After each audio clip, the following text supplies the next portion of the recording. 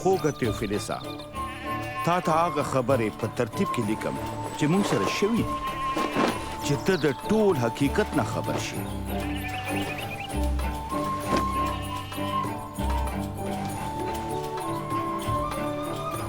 کله چې قیصر اګوستس د روم او هیرودیس د یهودیا بادشاه و، خدای جبرائیل فرښته په ناصرت ښار کې مریم نومي یوې پیغلې ته ورولېږله.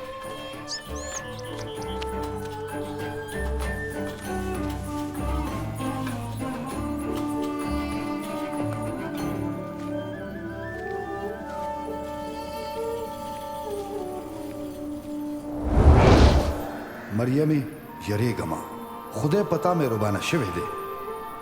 ته به امیدواره شي او زوی به دې وشي او عیسی نوم به پې کېږدي. دا څنګه کېدی شي؟ زه خو آدم نه یم. روح القدس په پتا نازل شي او په دې وجه به هغه مقدس ماشوم د خدای تعالی زوی وبللی شي او بادشاهي به هیڅکله نه ختمیږي. نو مریم د یوې خپلوانې الیشبا کره لاړه. هغه بوډۍ وه او د بچو پیدا کولو نه وه. خدای هغه هم په معجزانه طور امیدواره کړې وه. الیشبا! مریمې، زما مریمې لورې، په ټولو ښځو کې ته بختوره او د ګېډې میوه دې هم بختوره ده چې کله مې ستا سلام تر غوږو شو نو په ګېډه کې مې بچي د خوشحالۍ نه ټوپ کو. زما زړه د مالک لوی بیان کا او د خپل خلاصونکي خدای په نوم خوشحالي وکا. د نن نه پس به ټولې پیړۍ ما ته بختوره وي.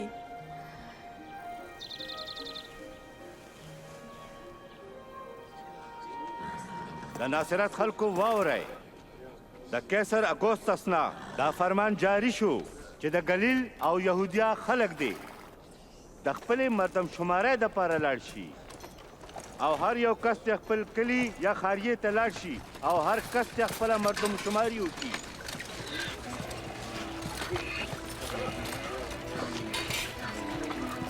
نو یوسف هم د مریم سره د ناصرت نه یهودیا ته لاړو چې په بیت لحم کې خپل نومونه ولیکي.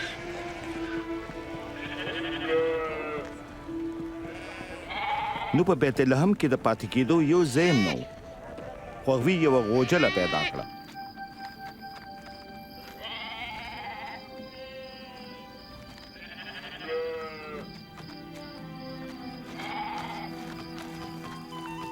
په دې علاقه کې څه شپونکي وو چې د شپې یې د رمو څوکیداري کوله.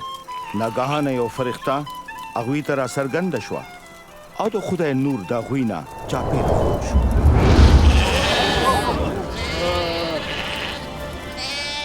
نن د داود په ښار کې ستاسو خلاصونکی پیدا شوی دی چې هغه مسیح مالک دی.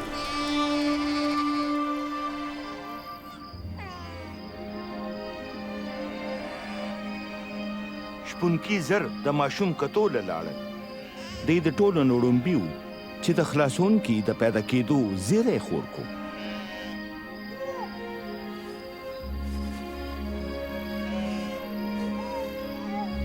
یوه هفته پس